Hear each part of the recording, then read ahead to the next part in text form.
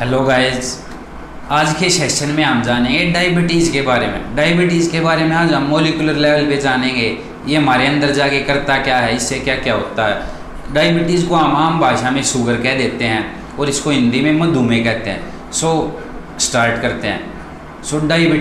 Diabetes का मतलब होता है, मतलब बेसिकली हमारे ब्लड के अंदर ग्लूकोज का लेवल इंक्रीज़ हो जाना। वो कैसे होता है? जैसे हम खाना खाते हैं, उसमें पता होगा आपको 3 मैक्रोन्यूट्रिएंट होते हैं। प्रोटीन, कार्बोहाइड्रेट और फैट।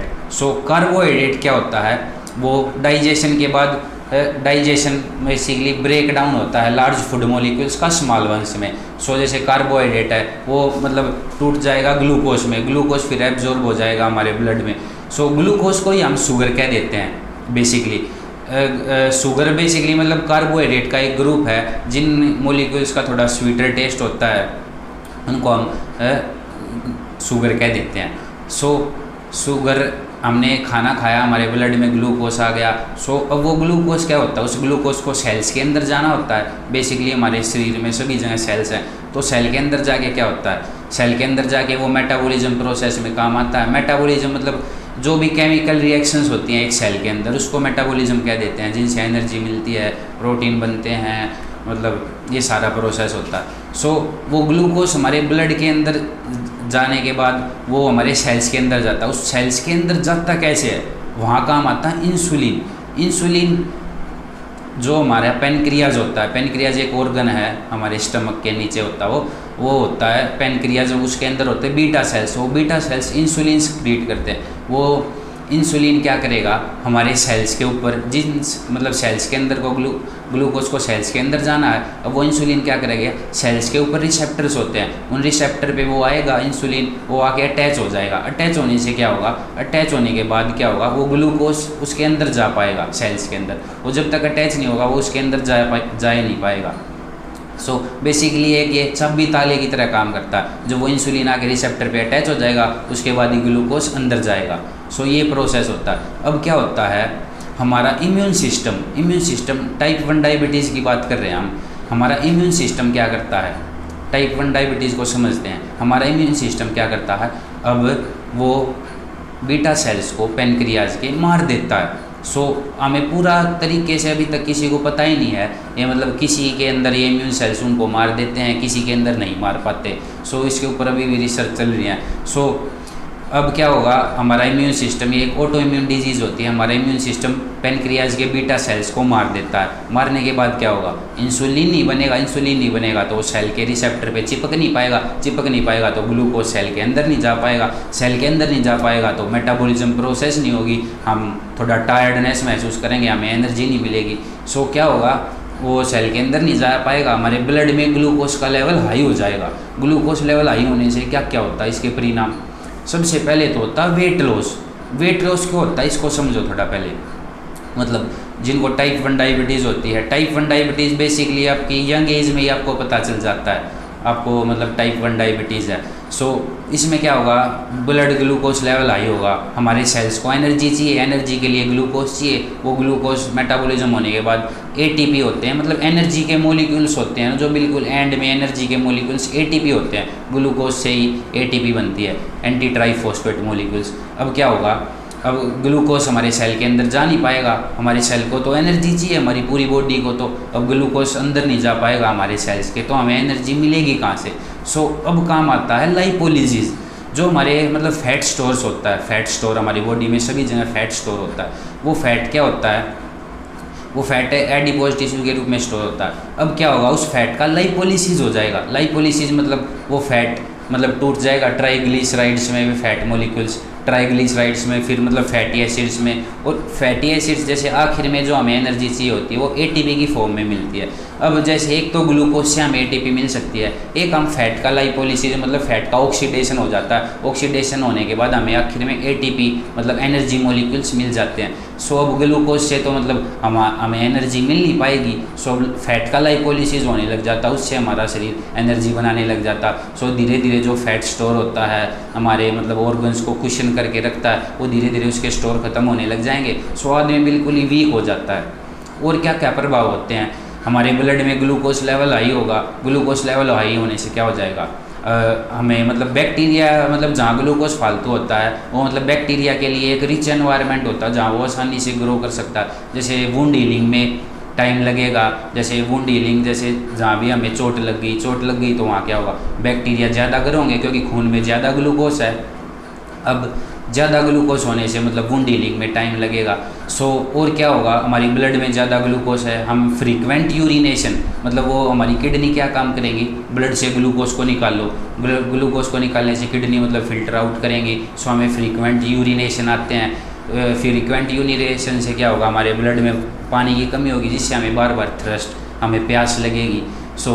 अब ग्लूकोज लेवल हाई होने से मतलब जेनिटल इचिंग भी हो जाती है, जिसको हम थ्रस्ट कह देते हैं, जेनिटल इचिंग हो जाती है। और क्या होता है, हमारे लेंस में मतलब एक फ्लूइड होता है आई लेंस में जिसको एक्वस ह्यूमर कहते हैं, वहाँ भी ग्लूकोज फॉल ज़्यादा हो जाएगा। ज़्यादा होने से क्या होगा, हमें ब्लरी दिखेगा, सब कुछ ब्लरी विजन हो जाएगा। जो हमारी ब्लड वेसल्स हैं उनके अंदर भी डैमेज हो जाएगा, धीरे धीरे हमारे ऑर्गन डैमेज होने लग जाएंगे। ये होता है टाइप 1 डायबिटीज़, जिसमें क्या होता है, इंसुलिन, हमारा इम्यून सिस्टम इंसुलिन सेल्स को मार देता, उससे ये हमें प्रभाव आते हैं, वेट लॉस, ये सारे जो आपको बताए। टाइप 2 डायबिटीज़ में क्या होगा, अब टाइप 2 डायबिटीज़ में क्या होगा, हमारा बीटा सेल्स पैनक्रियाज के इंसुलिन तो बनाएंगे। जैसे आप बहुत ही ज़्यादा मतलब खा रहे हो, बहुत ही ज़्यादा कोल्ड ड्रिंक्स पी रहे हो जिनमें बेसिकली शुगर ही होता है, जैसे अल्कोहल से भी उनमें बेसिकली मतलब एनर्जी मतलब शुगर होता है। मतलब ये मतलब बाहर का ज़्यादा सब कुछ खाओगे, बर्गर वगैरह, ये आपको जो कुछ दिखेगा मतलब बेसिकली आपकी कैलोरी सरप्लस डाइट है। अब आपकी बॉडी क्या करती है, आपके मतलब ब्लड में जो ग्लूकोज लेवल होते हैं वे बेसिकली आपके खाना खाने के 2 घंटे के बाद आप चेक करोगे तो 120 मिलीग्राम पर डेसीलीटर, जैसे आप सो के सुबह उठे हो तो वो लेवल होने चाहिए आपके 70 to 100 मिलीग्राम पर डेसीलीटर। ये होता है। अब क्या होगा, अब जैसे ही आप बहुत ही ज़्यादा खाना खाते रहोगे, अब आपके ब्लड में जितना ज़्यादा इंसुलिन मतलब जितना ज़्यादा ग्लूकोज होगा उतना ही ज़्यादा इंसुलिन सीक्रेट होगा। इंसुलिन सीक्रेट होने के बाद क्या होता है, वो मतलब जो ब्लड में ग्लूकोज होता है वो आपके सेल के अंदर जाता जाएगा। आपकी बॉडी क्या करेगी, उसको एज ए फैट स्टोर कर लेती है, एज ए फैट, और आपकी मसल्स में और लीवर में, स्केलेटल मसल्स में और लीवर में वो मतलब ग्लूकोज ग्लाइकोजन के रूप में स्टोर हो जाता है, फैट के रूप में मतलब स्टोर हो जाता है आपकी बॉडी में। ये काम होता है। अब धीरे धीरे आप बहुत ही ज़्यादा खाने लग जाओगे, आपके हाथ पैर मोटे हो जाएंगे। आपका मतलब पूरा सिस्टम क्या करता है, इंसुलिन की सेंसिटिविटी कम हो जाती है। इन सब चीज़ों से इंसुलिन की सेंसिटिविटी कम हो जाती है, मतलब वो इंसुलिन जहाँ पे आके सेल के ऊपर रिसेप्टर होते हैं, उन रिसेप्टर पे आके चिपकता है। वहाँ पे क्या होगा, अब वो मतलब वहाँ पे अच्छे से चिपक नहीं पाएगा तो ग्लूकोज अंदर जा नहीं पाएगा तो क्या होगा, एक तरीके से आपकी बॉडी वेट को मेंटेन करने की कोशिश करती है, क्योंकि आपके अंदर ज़्यादा ग्लूकोज नहीं जाएगा, सेल्स के अंदर वो स्टोर नहीं होगा। एक तरीके से ये बॉडी मतलब वेट मेंटेन का वो करती है। इससे वेट तो मेंटेन हो जाता है, पर क्या हो जाती है, टाइप 2 डायबिटीज़ हो जाती है हमें, जिससे उसमें भी फिर ब्लड ग्लूकोज लेवल हाई हो जाते हैं। क्यों, इंसुलिन की सेंसिटिविटी कम हो जाती है। सेंसिटिविटी कम होने से क्या होगा, आपके ब्लड में ग्लूकोज लेवल हाई होने लग जाएंगे। ग्लूकोज लेवल हाई तो क्या, फिर वही सिम्टम्स जो टाइप 1 में थे, जैसे ब्लरी विजन हो जाएगा आपका, और मतलब जेनिटल इचिंग, वुंड हीलिंग में टाइम, धीरे धीरे ये सभी प्रकार के वे हो जाते हैं।